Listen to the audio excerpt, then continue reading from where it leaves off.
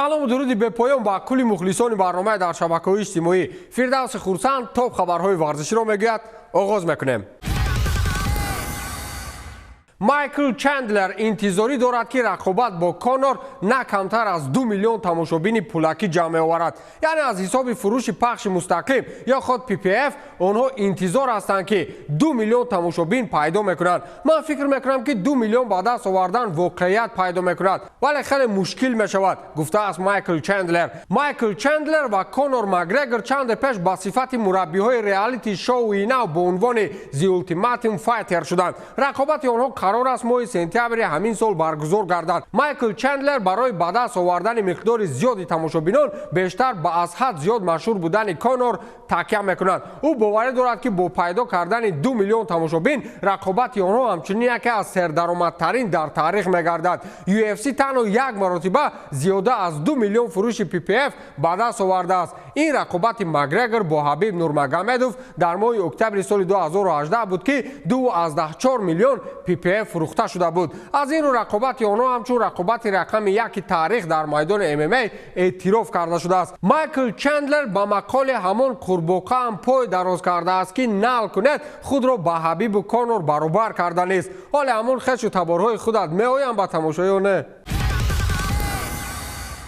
дар асоси шикояти бошгоҳҳои Премер-лигаи Англия Манчестер Сити вориди мушкилиҳои ҷиддии ҷадид шуд. ҳатто ҳадсу гумонҳо дар мавриди аз рақобатҳо берун шудан ё имтиёзҳои зиёдро аз даст додан ва ё ба таври дигар муҷозот намудани даста зиёд аст. иттиҳодро ба хотири вайрон кардани қоидаҳои фейрплей ё худ қаллобии молиявӣ дар бозори трансферӣ айдор мекунанд. тавре қаблан хабар дода шуда буд дар сурати исбот шудани қонуншикании молиявӣ бошгоҳи Манчестер аз имтиёзҳо маҳрум ё аз Премер-лига хориҷ карда мешавад. аммо ин ҳоло охири кор нест. Sky Sports ба истинод ба Премер-лигаи Англия менависад ки комиссияи мустақиле ки парвандаи Манчестер Ситиро баррасӣ мекунад метавонад бошгоҳро аз ширкат дар бозиҳои чемпионат хориҷ ва ё маҳрум намояд ва раҳбарияти бошгоҳро маҷбур созад ки баъзе бозиҳоро такроран баргузор кунанд ва ҳатто барои ин қонуншиканӣ ҷубронпулӣ таъин намояд. инчунин комиссия метавонад сабти номи баъзе бозингароро бекор кунад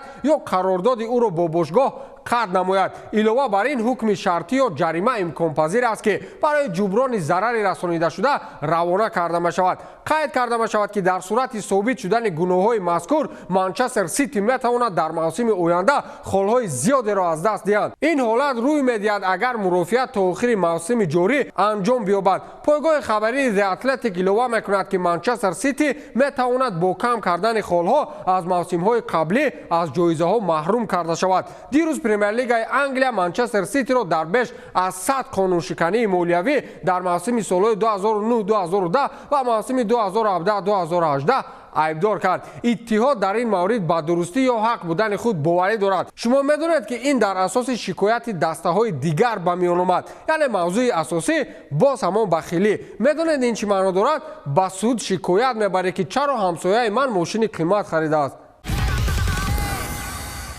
роҳбарони Реал Мадрид ба Карло Анчелоти боварии худро гум мекунанд. бозӣ дар мусобиқаи чемпионати ҷаҳонӣ миёни бошгоҳҳо метавонад барои ӯ ҳалкунанда бошад. ба гузориши пойгоҳи хабарии Релево мавқеи Анчелоти дар Реал Мадрид пас аз мағлуб шудан аз Барселона дар Суперҷоми Испания ва фарқият аз зинаи аввал дар Ла Лига то 8 имтиёз поён рафтан танг шуд. баъди бохт аз Барселона дар Суперҷом боварии сарварони Мадрид ба мураббии итолиёвӣ шикаст. аз ин лиҳоз баромад дар ҷоми ҷаҳонии бошгоҳҳо метавонад барои Анчелоти ҳалкунанда бошад. ин мавқеи сармураббӣ на танҳо ба натиҷаҳои даста балки дар умум алоқаманд аст. Анчелоти медонад ки муносибати ӯ бо роҳбарияти Реал Мадрид тағйир ёфтааст ва инро қабул ҳам мекунад. вай медонад ки талабот дар Реал Мадрид чӣ хел аст. инчунин мураббӣ медонад ки даста бояд ба нокомӣ вокуниш нишон диҳад. Анчелоти мефаҳмад ки ӯ бояд дар охири мавсим Реал Мадридро ба ҷоизаҳо расонад. бо вуҷуди ҳамаи натиҷаҳои на он қадар хуб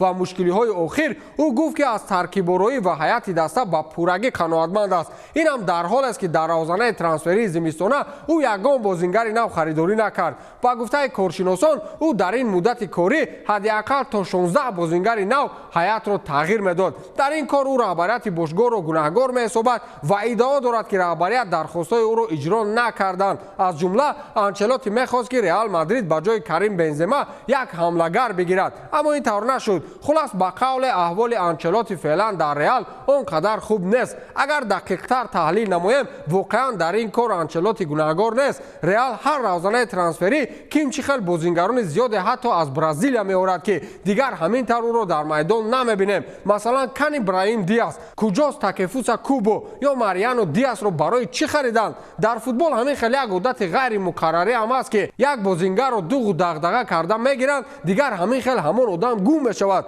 шумо аҳамият додаед ки баъзан дар ҳаёт як хел одамон оҳиста ҳакак нест мешаванд ки ҳис намекунӣ.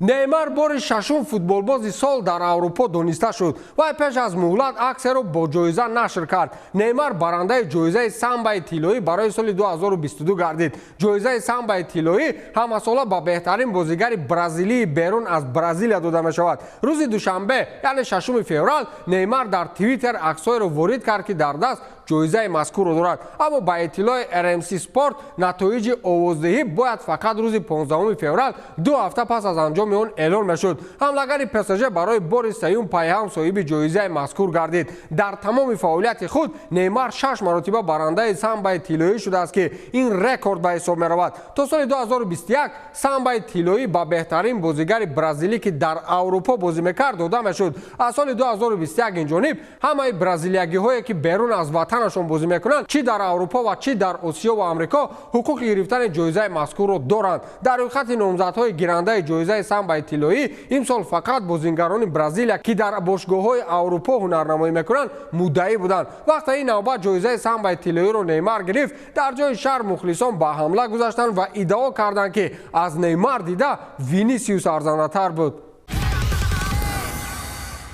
Федератсияи байналмилалии таърих ва умури футбол Мбапперо беҳтарин бозигари сол дар Аврупо эълон кард. Беллингем бошад унвони беҳтарин бозигари ҷавони солро соҳиб шуд. Федератсияи мазкур дирӯз бо фарзияи худ беҳтаринҳои Аврупоро эълон намуд ва чӣ гуна гуфтем футболбози фаронсавӣ ҳамчун беҳтарин футболбози Аврупо дар соли 2022 эътироф гардид. Килиан Мбаппе ба хотири ҳунарнамоии олӣ дар Лигаи Яки Фаронса ва ҷоми ҷаҳонии футбол ҷоизаи мазкурро ба даст овард. ҳамчунин Федератсияи байналмилалии таърих ва умури футбол ӯро ба тими рамзии УЕФА шомил кард. нимҳимоятгар Ҷуд Беллингем аз тими Боруссия Дортмунд ва Англия беҳтарин бозигари сол дар байни топ 20-солаҳои Аврупо дониста шуд. ҳамин хел баҳогузориҳо ба назар аҷиб менамояд. дар ҷойгаи гарм дароз кашида баҳо медиҳӣ ки кӣ зур асту кӣ не. боз баъзеҳош вақти баҳс кардан мегӯянд ки не Конор зур нест. бовар кун, агар ҳамун одамро бо Макгрегор як ба як барорӣ, задан як су мумкин хӯрад да. дӯстони азиз, як эълонро ба саматон мерасонам. Парвизи Маҳмадамин гуфтани шораи футболро фикр мекунам ки аз ман дида беҳтар мешиносед. ҳамин Парвизи Маҳмадамин як ютуб канал дорад бо номи Дониш Қудрат аст ки дар он ҷо наворҳои илмӣ бештар ворид карда мешавад. ҳар касе ки ба илм яъне таваҷҷӯҳи зиёд дорад метавонед ба ин ютуб канал обуна шавед ва наворҳои онро пайгирӣ намоед. ман силкаи каналро дар ҷои комментария мегузорам. марҳамат, пайгирӣ намоед. ба ҳамин тамом, то дидор, хайр.